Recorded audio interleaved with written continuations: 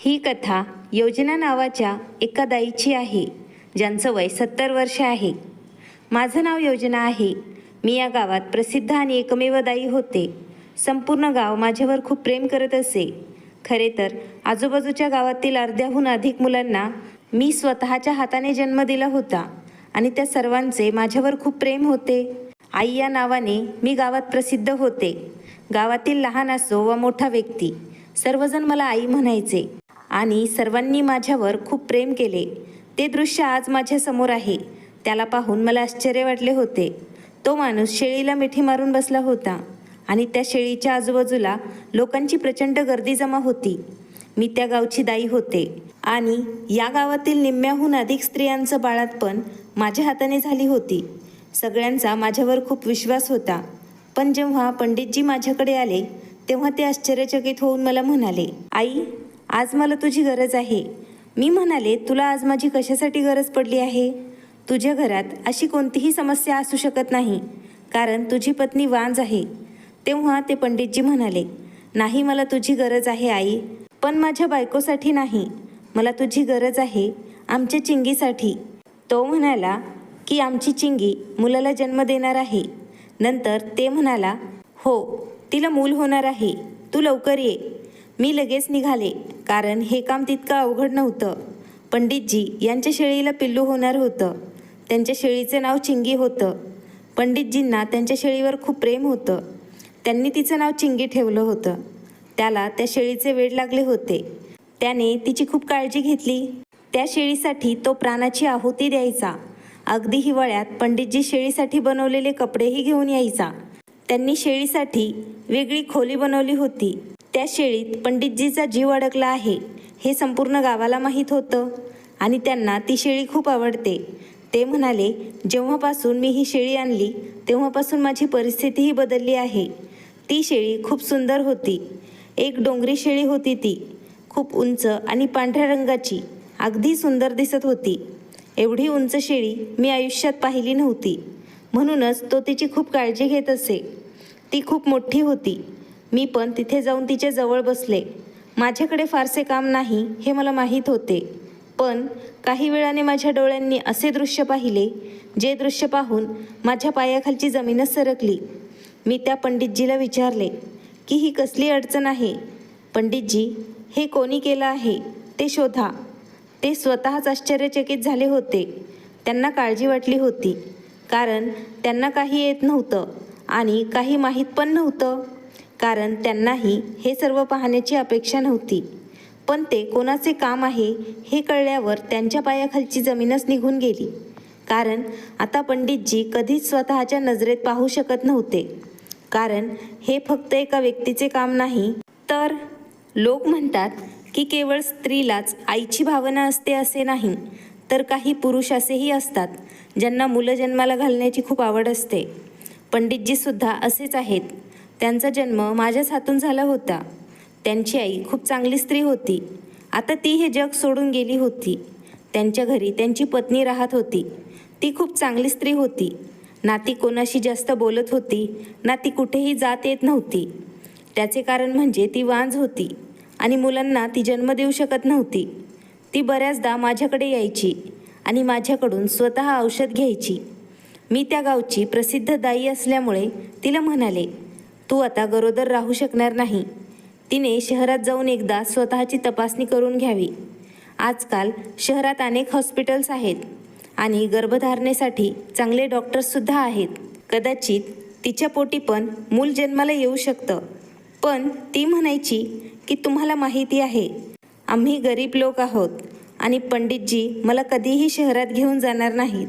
आमच्याकडे इतके पैसेही नाहीत. पंडितजीची समस्या अशीच चालू होती जेव्हा तो त्यांच्यासाठी कुठून तरी एका शेळीचं पिल्लू घेऊन आला होता आणि ते एक छोटं शेळीचं पिल्लू होतं. त्याला स्वतःचं मूल व्हावं म्हणून त्याने तिला घरी आणलं होतं. त्याने तिचं नाव चिंगी ठेवलं होतं आणि मग तो रात्रंदिवस त्या शेळीची काळजी घेत राहिला. अशा प्रकारे त्या शेळीचं पिल्लू वाढत होतं. तो त्या शेळीला जणू स्वतःचं मूल समजत होता. कालांतराने शेळीही मोठी झाली आणि आता तीही दूध देते. मी म्हातारी बाई होते. मी त्या पंडितजीला माझ्यासाठी 1 पावशेर दूध ठेवायला सांगितलं होतं. तोही अगदी तसंच करायचा. पण आज पंडितजीची झालेली अवस्था बघून माझेही हृदय हादरून गेले. बिचारा डोकं धरून खाली जमिनीवरती बसला होता. जणू हा सगळा प्रकार त्याच्याच बायकोसोबत घडला आहे.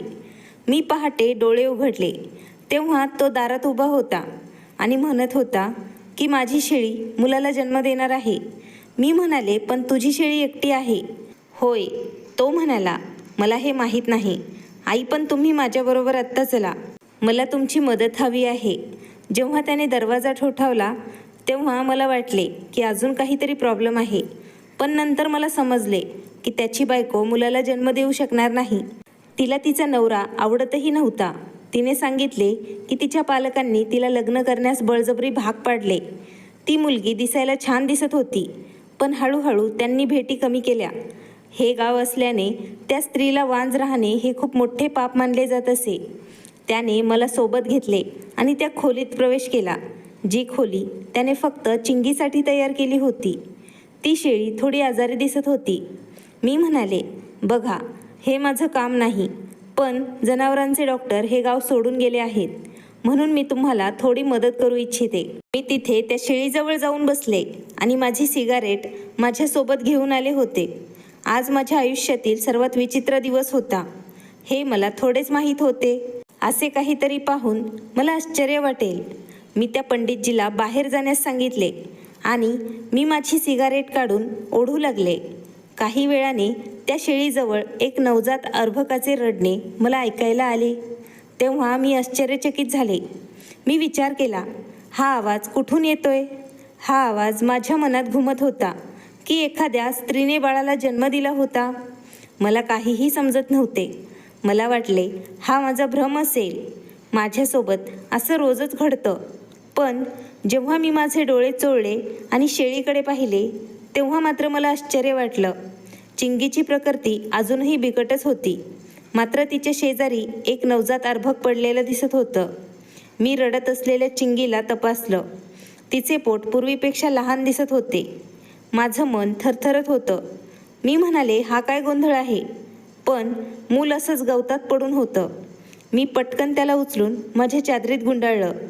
मी मुलाला उचलून बाहेर आले तेव्हा समोर पंडितजीची पत्नी आणि गावातील एक महिला उभी होती. कदाचित ती फक्त दूध घ्यायला आली असावी. पण जेव्हा पंडितजीने हे सर्व दृश्य पाहिलं तेव्हा त्यांनाही आश्चर्य वाटलं आणि त्यांच्या पत्नीलाही आश्चर्य वाटलं. तेव्हा पंडितजी म्हणाले, आई, हे काय आहे तुमच्या हातात? मी म्हणाले, तू वेडा झालायस का? तुला दिसत नाही का? एक मुलगा आहे हा. तेव्हा पंडितजी म्हणाले, मुलगा आहे? पण कोणाचा मुलगा आहे? मुलगा हा कुठून आला? तू चिंगीबरोबर होतीस ना आत? तिची तब्येत बिघडली होती. मी म्हणाले, आत्ता मी तुम्हाला काय समजवू? हे मूल कुठून आले? मला स्वतःलाच ओळखता येत नाही आहे. पण लवकर लवकर त्याची काळजी घ्या, नाहीतर तो आजारी पडेल. पंडितजीच्या पत्नीने पुढे येऊन माझ्या हातातून ते मूल घेतलं आणि म्हणाली की मी याची काळजी घेते. ती मुलाबरोबर आत जात पटकन पुढे सरकली. हे दृश्य पाहून पंडितजींनी मला विचारलं, चिंगी कशी आहे आई? मी म्हणाले, चिंगी ठीक आहे, पण तिची प्रकृती अजून थोडी खराब दिसत आहे. इतकी वाईट आहे की ती कधीही बरी होऊ शकत नाही. तेव्हा पंडितजी म्हणाले, मला समजले नाही आई, तुला काय म्हणायचं आहे? तेव्हा मी त्यांना सांगितलं, तुझ्या शेळीने मानवी मुलाला जन्म दिला आहे. तो म्हणाला, कसल्या मुलाला? कसल्या मुलाला जन्म दिला आहे? मी म्हणाले, मानवी मुलाला जन्म दिला आहे. माझ्या बोलण्यात एवढा उशीर होत होता की ते ऐकून त्याला देखील आश्चर्य वाटले. तो म्हणाला, मानवी मूल जन्माला येते म्हणजे काय? आई, मी तुला झोपेतून उठवून इकडे आणले आहे. याचा अर्थ असा नाही की तू हवेत काहीही बोलशील. जर तुला झोप येत असेल ना, तर आई, तुम्ही पुन्हा एकदा झोपू शकता. पण तुम्ही कसला विनोद करत आहात माझ्याशी? मी म्हणाले, मी गंमत करत नाही. जाऊन बघ, तुझ्या बायकोने आत काय घेऊन गेली आहे. तो पटकन आपल्या बायकोकडे धावला आणि तिच्या मागे मागे आत गेला. त्याच्या बायकोने मुलाला एका कपड्यात गुंडाळून सोबत नेले होते आणि दुसऱ्या बाईला तिच्या घरून बाळाचे दूध वगैरे घेऊन ये असे तिने सांगितले. कारण त्या महिलेनेही नुकतेच एका मुलाला जन्म दिला होता. ती दूध घेण्यासाठी आली होती आणि त्या मुलाला दूध पाजले जात होते. मूल पूर्णपणे बरे होते. माझी दृष्टी खूप तीक्ष्ण होती. मुलाला काही प्रॉब्लेम आहे की नाही हे मी एका दृष्टिक्षेपात सांगू शकत होते. दूध पिऊन तो मुलगा आरामात झोपला होता. पण आता त्याच्या कुटुंबियांची साखळी आणि शांतता नष्ट होणार होती. पंडितजी जमिनीवर बसले आणि डोके भिंतीवर मारायला लागले. ते म्हणाले, हे कोणतं युग आलं आहे? काय झालं आहे मला काहीच समजत नाहीये. तुम्ही माझ्यासोबत काही खेळ तर खेळला नाही ना? तेव्हा मी म्हणाले, मला तुमच्यासोबत खेळ का खेळायचा होता? तुम्हीच सांगा आता, हे सर्व काय आहे? तुमच्याकडे एक शेळी होती. ती तुमच्या जवळच राहायची. तुम्हीच तिची काळजी घ्यायचे. तेव्हा पंडितजी म्हणाले, माझी शेळी मानवी मुलाला जन्म देईल असा मी विचारही केला नव्हता. आणि जेव्हा शेळी गाभण होती तेव्हा मला वाटले की या जगात फक्त एक लहान शेळीचं मूल येईल. पण हे मानवी मूल कुठून आलं? त्याची पत्नी काही विचित्र गोष्टी करत होती आणि मोठ्या प्रेमाने त्या मुलाची काळजी देखील घेत होती. ती ना काही बोलत होती ना काही म्हणत होती. आम्हा सर्वांना आश्चर्य वाटले. तिलाही आश्चर्य वाटायला हवे होते, पण तिला आश्चर्य वाटलेच नाही. आम्ही सगळे तिचा विचार करत होतो, हे सगळं कसं झालं? आणि ती काहीच बोलत नव्हती. वाज असलेल्या स्त्रीला मूल होणे खूप आवडते. पण जेव्हा मी पंडितजी यांच्या पत्नीला विचारलं तेव्हा ती म्हणाली, मला मुलांमध्ये इंटरेस्ट नाही. जर मला मुलं नसतील तर मला काही प्रॉब्लेम नाही. पण आता तिने या मुलाला अशा प्रकारे पकडून ठेवलं होतं की जर तिने त्याला स्वतःपासून दूर नेलं तर तिला श्वासही घेता येणार नाही. मी म्हणाले, राणी तू पण काहीतरी बोल. गप्प का बसली आहेस? ती म्हणाली, मी काय बोलू? मी बोलल्याने काय होईल? ह्यानेच त्या शेळीला घरी आणले होते आणि दिवसभर तिच्या भोवती तोच घिरट्या घालत होता. मला माहीत नाही कोणावर संशय घ्यावा. पंडितजींनी शेजारी पडलेला ग्लास उचलला आणि तो जमिनीवर जोरात फेकला. त्याने विचारले, तुम्ही माझ्यावर संशय घेत आहात का? तेव्हा ती म्हणाली, नाही, मी तुझ्यावर संशय घेत नाही. पण तू मला सांग की हे सर्व कसं झालं? हे सर्व देवाच्या सृष्टीच्या विरोधात आहे.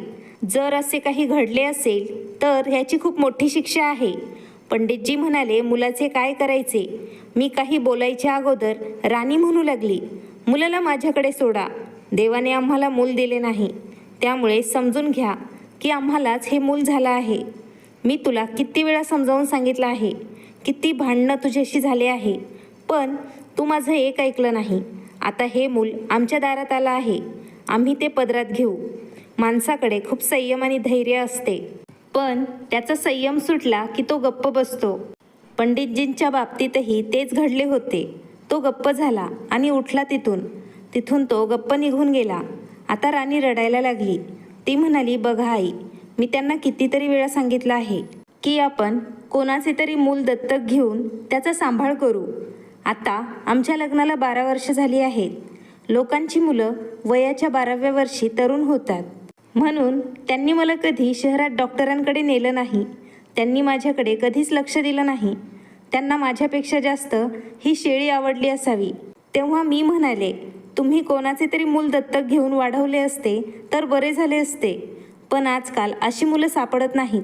राणी म्हणाली, नाही आई, असे नाही. माझी बहीण ललिताला प्रत्येक वेळी जुळी मुलं झाली होती. तिला 3 मुली एकत्र जन्मल्या. नंतर देवाने तिला 2 मुलं आणि 2 मुली दिल्या. ती स्वतःच तिचे एक मूल सोडायला तयार होती. तिचा नवरा कबाड कष्ट करतो. तो 5 मुलांचा उदरनिर्वाह कसा करणार? आणि मग माझ्या बहिणीला 1 मूल झालं. आणि हे तुमचे पंडितजी आहेत. ते म्हणाले, त्या मुलांचा बाप निंदक आहे आणि ज्यांच्या अंगात बदमाशाचे रक्त आहे अशा मुलाला आपण दत्तक घेऊ नये. आई पहा, किती मोठे शब्द बोलले होते हे. कदाचित म्हणूनच देवाने हे दिवस पंडितजींना दाखवले. त्यांनी ही समस्या कधीच गांभीर्याने घेतली नाही. माझ्यावर त्यांनी उपचार केले नाही. माझ्यासाठी देवाला प्रार्थना देखील केली नाही किंवा त्यांनी मला कोणत्या तांत्रिक बाबाकडे पण नेले नाही. मी म्हणाले होते, आपण कुठल्या तरी अनाथाश्रमातून एखादं मूल दत्तक घेऊया. यावर तो मला प्रत्येक वेळी म्हणाला, आपण शहरात जाऊन कुठल्या तरी अनाथाश्रमातून 1 मूल दत्तक घेऊया. तेव्हाही तो मला वाईट म्हणाला.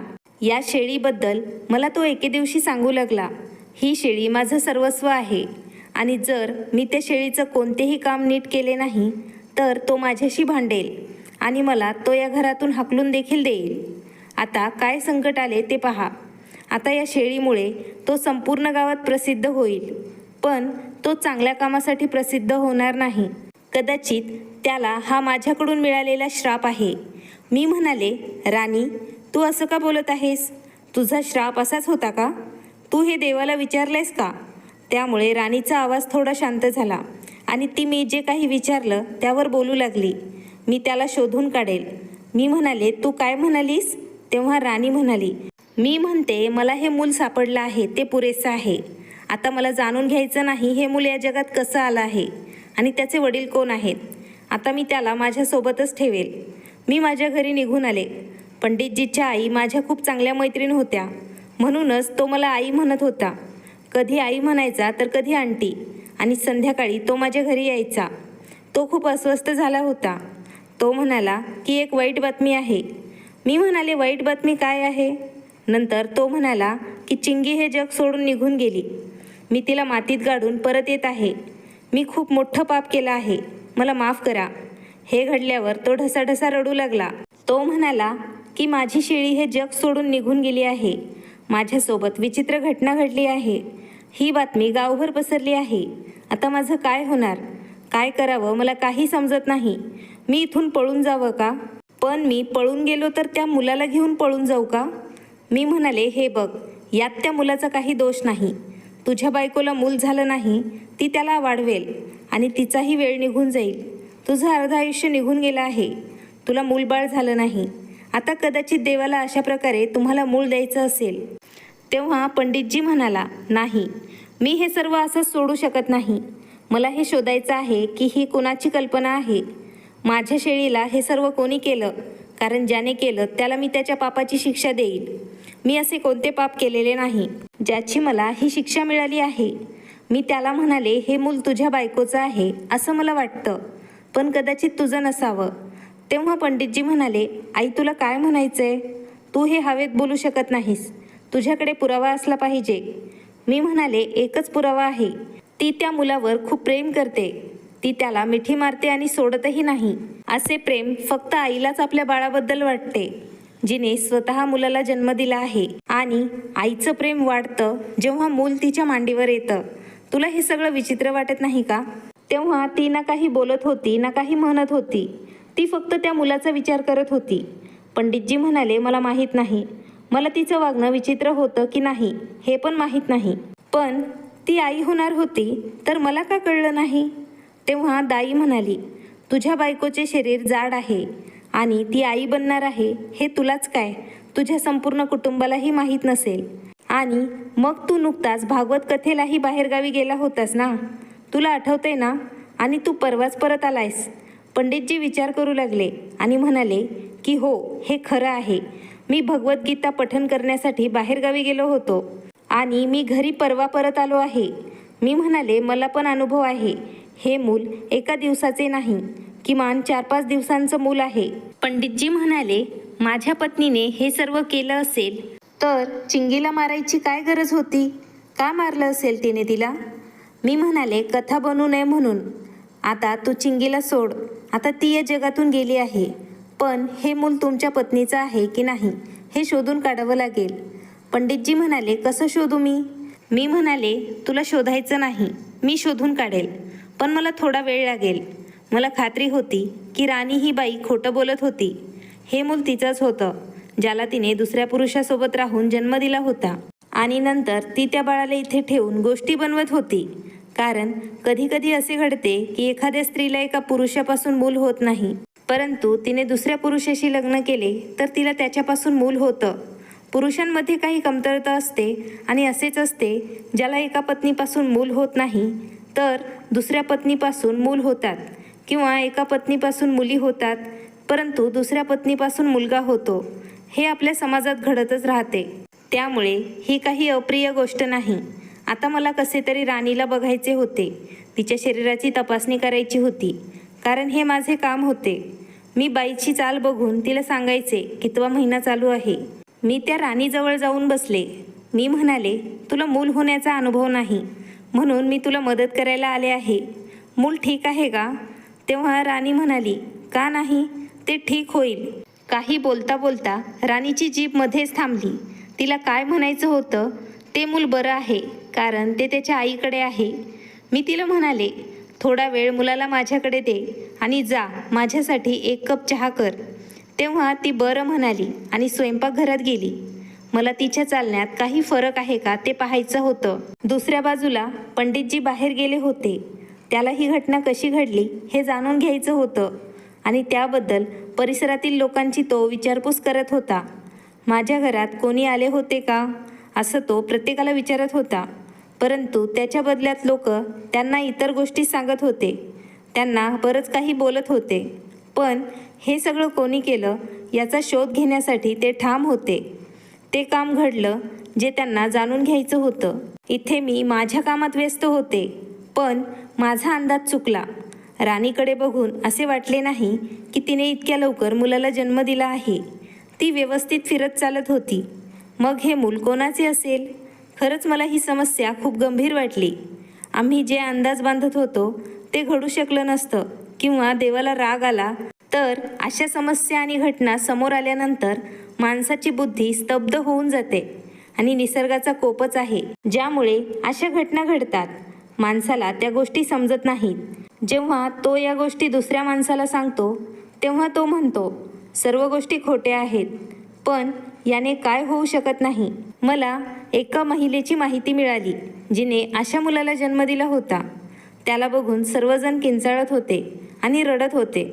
सगळे तिथून पळ काढत होते कारण ते मूल असंच होतं आणि मला त्या महिलेशी बोलण्याची हिंमत होती. ते मूल उचलून त्याच्या आईच्या कुशीत ठेवण्यात आलं. आईचे हातही थरथर कापत होते. ती सुद्धा रडत होती. तिने खाटेवर झोपून असलेल्या तिच्या सासूची सेवा केली नाही म्हणून तिला शिक्षा झाली असं सर्वजण सांगत होते. उलट ती नेहमी त्यांच्याबद्दल वाईट बोलायची, त्यांना रागवायची, त्यांचे कामं करत नसायची आणि मग तिच्या सासूचा त्याच पद्धतीने कॉटवरच मृत्यू झाला. ते मूलही या जगात फार काळ टिकलं नाही, पण त्या स्त्रीला या घटनेने फार बदलून टाकलं. त्यानंतर ती स्त्री खूप चांगली स्त्री बनली. ती तिच्या नवऱ्याची खूप काळजी घ्यायची, गावकऱ्यांसाठी कामही करायची. ती लोकांकडे जायची आणि त्यांना फुकट मदत करू लागली. पण आता ती स्त्री पण हे गाव सोडून गेली होती. तिला राणीची खूप काळजी वाटत होती. राणी त्या बाळाची चांगली काळजी घेत होती. मूल पूर्णपणे ठीक होतं आणि आरामात झोपलं होतं. मी माझ्या घरी परत आले तेव्हा एक बाई मला बोलवायला घरी आली. ती म्हणाली, आई, ती नम्रताची मुलगी आहे ना, तिची तब्येत खूप खराब झाली आहे. मी म्हणाले, तू जा, मी येते. असं अनेक लोक माझ्याकडे यायचे आणि मी लोकांना मदत करायला त्यांच्यासोबत घरी जायचे. कदाचित त्या महिलेचं मूल होणार होतं म्हणूनच मला तिने बोलवलं होतं. पण कोणाबद्दल ती बोलत आहे हे मला माहीत होतं कारण मी नम्रताला चांगलंच ओळखत होते. तिला एक तरुण आणि सुंदर मुलगी होती जी तिच्या सौंदर्यामुळे संपूर्ण गावात प्रसिद्ध होती. तिचे नाव संजना होतं. ती खूप गोड मुलगी होती. मी घरात शिरले तेव्हा संजनाची अवस्था खूप वाईट झालेली होती. ती बेडवर पडली होती आणि तिला खूप ताप येत होता. मी विचारलं की मुलीला काय प्रॉब्लेम आहे. तेव्हा तिच्या आईने सांगितलं, संजना तिच्या मामाच्या घरी गेली होती. 4 दिवसांपूर्वी ती परत आली आहे आणि तेव्हापासून तिने स्वतःला खोलीत कोंडून घेतलं आहे.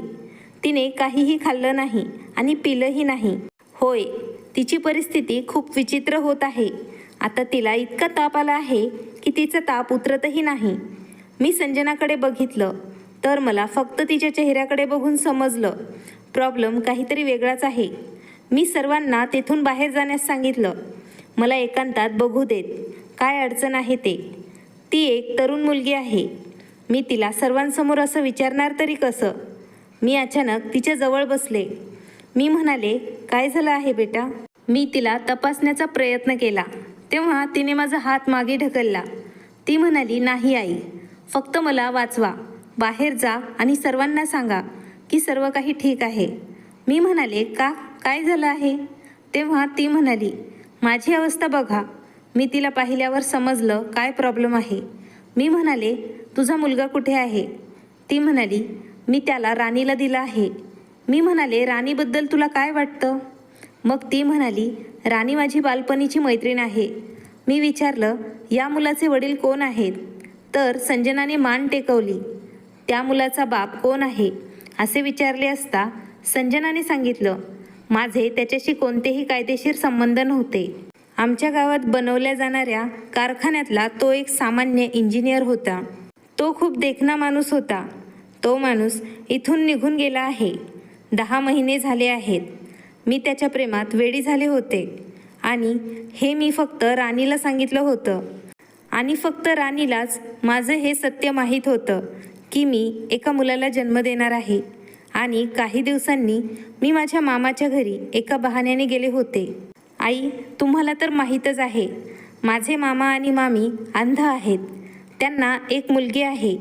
त्यांच्यापासून हे सर्व काही लपवणे मला सोपे होते, कारण मामांची मुलगी मूर्ख मुलगी होती. पण नंतर राणी मला म्हणाली, तू परत ये आणि आपण हे प्रकरण व्यवस्थित हाताळू. जेव्हा मी या मुलाला चिंगीसोबत ठेवायला आले तेव्हा तुम्ही सिगारेट पिऊन तिथे झोपला होतात. आई, हे सगळं कसं झालं ते तुम्हाला कळलंच नाही का? आम्ही चिंगीबरोबर काहीही केले नाही. तिची तब्येत स्वतःहून बिघडली होती. कदाचित तिने काहीतरी चुकीचं खाल्लं असावं. पण आम्ही तिच्या तब्येतीचा फायदा घेत त्या मुलाला तिथे ठेवलं. त्या दिवशी तुम्ही काही क्षण तिथेच झोपल्या होता. याआधीही माझ्यासोबत असेच घडले होते. सिगारेट ओढताना मला अचानक झोप यायची. पण त्या दिवशी मी किती वाजता झोपले आणि किती वाजता उठले ते मला आठवत नव्हतं. संजना हात जोडू लागली. ती म्हणाली, मी माझ्या मैत्रिणीला मदत केली आहे. आई, तुम्ही बाहेर जा आणि कृपा करून सर्वांना सांगा मला ताप आहे आणि मला काहीतरी औषध द्या, म्हणजे मी बरी होईल. कारण माझ्यासोबत जी वाईट गोष्ट घडणार होती ती घडून गेली आहे. मला त्या मुलाचे संगोपन करता आले नाही, पण राणी त्याचे चांगले संगोपन करेल यावर माझा विश्वास आहे. हे सर्व ऐकून मला मात्र आश्चर्य वाटले. काय म्हणावं याला? त्या 2 बायकांचा मूर्खपणा म्हणायचा की त्यांच्या मैत्रीचं उदाहरण म्हणायचं, ज्या मैत्रिणींनी एकमेकींना त्यांच्या कठीण प्रसंगात मदत केली, एकमेकींना खूप साथ दिली. म्हणूनच राणी एकदा म्हणत होती, मूल का रडणार? तो तर आपल्या मावशीच्या मांडीवर आहे. राणीला हे सर्व करावं लागलं कारण तिच्याबद्दलचा आदर तिच्या बहिणीपेक्षा जास्त होता. मी म्हणाले, संजना, आता जे व्हायचं होतं ते झालं आहे. मी गप्प बसले, कारण निष्पाप मुलाला आई मिळत आहे आणि संजनाच्या कुटुंबाची इज्जत अबाधित राहील. नाहीतर मी हे सगळ्यांना सांगितलं असतं. आत्ता मी सर्वांना जाऊन सांगितलं की संजनाची तब्येत थोडी बिघडली आहे. तुम्ही सर्वजण तिला थोडा आराम करू द्या. काही दिवस आराम केल्यानंतर ती बरी होईल आणि त्यापेक्षा जास्त प्रश्नांची उत्तरं मी तुम्हाला देऊ शकणार नाही. नंतर मी पंडितजींना समजावून सांगितलं, हे मूल ज्याचं कोणाचं आहे ते या जगात आलं आहे. आता ते तुमचं मूल आहे. तुम्ही दोघांनीही त्याची काळजी घ्यावी. कदाचित देवाने तुम्हाला ते मूल मुद्दाम दिलं असेल. देवाने तुम्हाला फक्त या परीक्षेसाठी निवडलं होतं आणि तुम्हाला ती परीक्षा पास व्हावं लागेल. सगळं काही ठीक होईल. मी त्यालाही समजवलं आणि राणीलाही काही प्रश्न विचारले नाही. पण ही गोष्ट फार विचित्र होती. त्या मुलाच्या आगमनानंतर पंडितजीची प्रकृती खूप चांगली झाली होती. म्हणजे ते प्रकृतीसोबत ते श्रीमंतही झाले होते. आता त्यांचा व्यवसाय पण खूप चांगला सुरू झाला आणि त्यांच्या घरात संपत्तीची उलाढाल वाढली होती. आता पंडितजी त्यांच्या मुलालाही आपल्या मांडीवर घेऊन त्याचे लाड करतात, त्याच्यावरती प्रेम करतात आणि राणीसुद्धा आनंदी राहते. संजनाच्या बाबतीत तर त्या मुलासोबत एवढा वाईट प्रकार घडला हे कोणालाच माहीत नव्हतं की काय झालं ते. संजना त्या मुलाच्या प्रेमात तिचा विश्वासघात झाला होता. कदाचित तिचं नशीब चांगलं होतं, म्हणूनच त्यांनी खरंच मोठं पाऊल उचललं होतं. देव तिला एक चांगला आणि प्रेमळ जीवनसाथी देवो, जेणेकरून ती या प्रसंगातून सावरू शकेल आणि ती स्थिरावू शकेल आणि तिचे पहिले प्रेम ती विसरू शकेल. मित्रमैत्रिणींनो, मला सांगा, या कथेतील कोणाची भूमिका तुम्हाला सर्वात जास्त आवडली आहे आणि गंभीर वाटली? राणी, पंडितजी, संजना किंवा दाई? योजनाजी, ज्या प्रत्येकाच्या मुलीची गावात प्रसूती करायच्या. मी तुमच्या उत्तराची वाट पाहीन. कृपया मला कमेंट बॉक्समध्ये सांगा. जर तुम्हाला आजची कथा आवडली असेल तर व्हिडिओला लाईक करा आणि तुमच्या मित्रांनासुद्धा शेअर करा. आणि हो, तुम्ही आमचे चॅनल अजून सबस्क्राईब केले नसेल तर प्लीज सबस्क्राईब करा. भेटूया एका नवीन रंजक गोष्टीसोबत. तोपर्यंत धन्यवाद. आभारी आहोत.